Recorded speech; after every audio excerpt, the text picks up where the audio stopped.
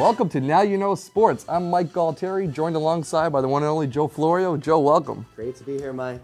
Well, the talk of the town is BC football. Joe, let's go over your strengths and weaknesses for the BC football team. Well, it's the halfway point in the season, and if I were to have to give this team a grade, that would be an A+.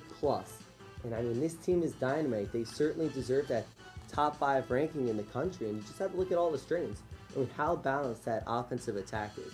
Of course, you have Matt Ryan, and Matt Ryan has clearly emerged as in my opinion, the Heisman front runner. And I mean, just his leadership and the balls that he throws these receivers, I mean, it's just incredible.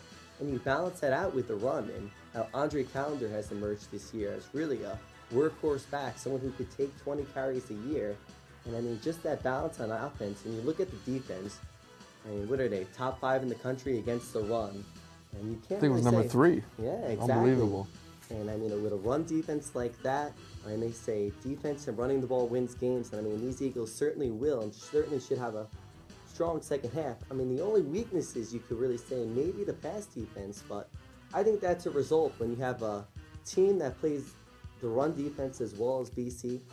Opposing teams are going to have to pass on you. And clearly you look at the great play of Juwan Tribble, who cemented himself as the first-round draft pick.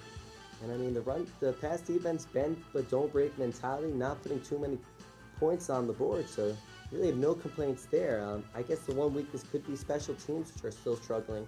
But I hope that will improve with the return of Jeff Smith. So strengths, weaknesses. Now let's go touch real quick. BC football MVPs. Your thoughts, Joe? This is tough. On the offense side of the board, it's clear cut that Matt Ryan is the MVP.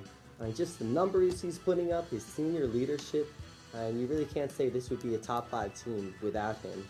On the defensive side of the ball, I have to like Jamie Silva. That Bowling Green game, he clearly emerged as the leader of the defense with 3 interceptions.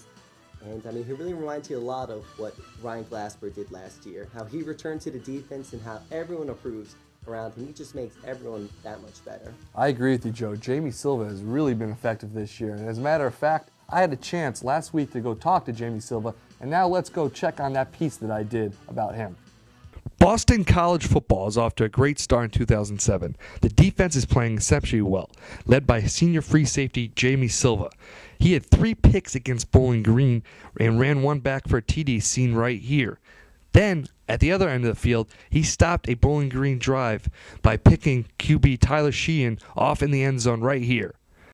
Jamie Silva continues to make plays when we need them, and you know, he's got a great knack for being in the right place at the right time, and you know, today was just an example of that. 3 picks and 1 for a touchdown. He looked pretty athletic running it back too. Maybe we should move him over onto offense and give him the ball a little bit, but he's done a tremendous job for us. Jamie Silva is definitely a playmaker. I mean, there's a lot of good players around the country, but Jamie just steps up and makes those plays.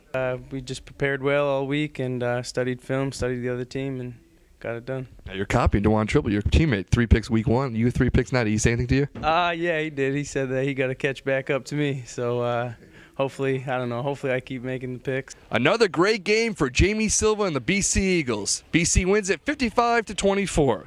From Chestnut Hill, Massachusetts, I'm Mike Galtieri. Now You Know Sports. Silva's certainly having a great season, and hopefully he'll be drafted come April. I think he has a great shot.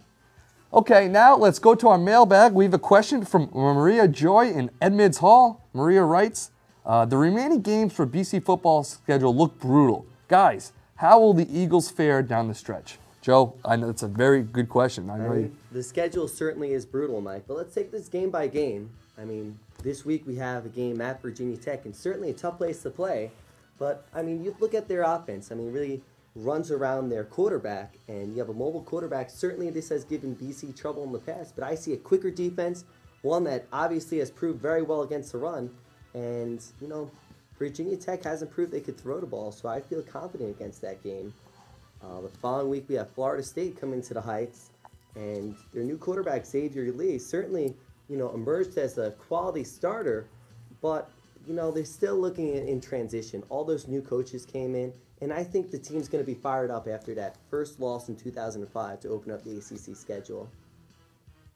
And then Clemson, we go down to Death Valley. Obviously a tough place to play, but we're playing them at the right time playing them in November. Heat's not going to be a factor. Humidity's not going to be a factor. And Clemson's known for the historic collapses at the end of the season. Not a worry there. Of course, we have Maryland after that. And Maryland, we know this team well. And I don't even think this game's going to be close. Maryland's certainly a quality team, beating Rutgers, but certainly we're going to walk away with a W. And finally, last game of the season, Miami at home. And I'm a little concerned that the student superfans aren't going to be back for that game. Hopefully they will, but I'm not sure about Randy Shannon. I don't know how he's doing with the team. You know, he might have them on track by then, but after that loss to North Carolina, I'm not sure. So I think they're going to run the table the rest of the way, and this team will be playing in the ACC championship game. That's some lofty expectations right there. I think they get one loss at Virginia Tech on Thursday night. That's a tough one. BC goes 11-1 on the year. So, Joe, I think that's all the time now, so I think that's it. And just remember, now you know. Now you know.